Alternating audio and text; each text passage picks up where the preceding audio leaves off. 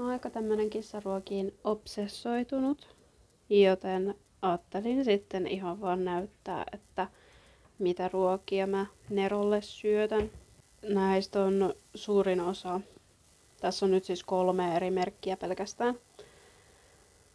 Esimerkiksi tää on tosiaan yhtä samaa merkkiä, mitä Nero on tottunut syömään aikaisemmin, ja toi on tosiaan moussakana. Sitten oli tällainen, mä en muista mitä tää oli nyt niinku suomeksi, mutta vasikka ja olisiko ollut joku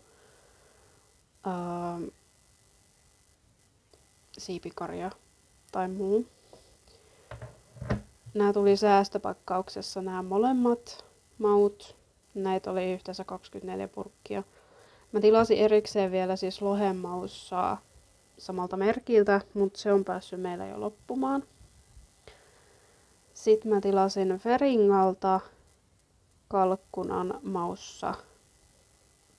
En ole siis aikaisemmin meidän kissoille edes ostanut Feringan ruokia, mutta ne vaikutti ihan hyviltä, että ehkä mä kenties ostan jatkossakin. Toki tässä on niinku kuurupitsaa esimerkiksi niinku yhtenä tämmöisenä lisukkeena, mutta se määrä oli tosi pieni, että ehkä niinku silloin tällä annettuna se voisi olla ihan ok.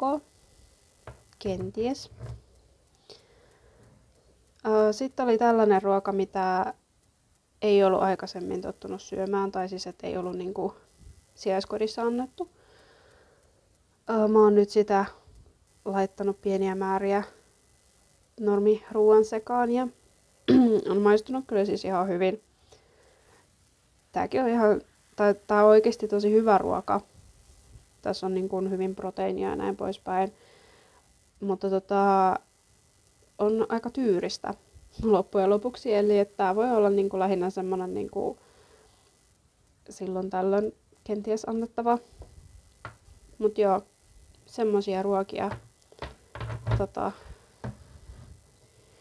on nyt Nerolla ruokavaliossa.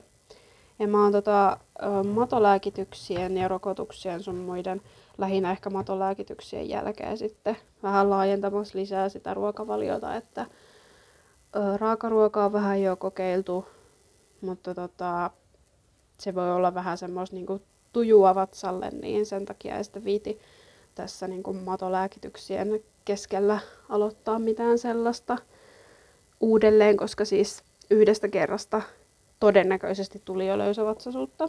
Tai sitten se oli vaan sattumaa.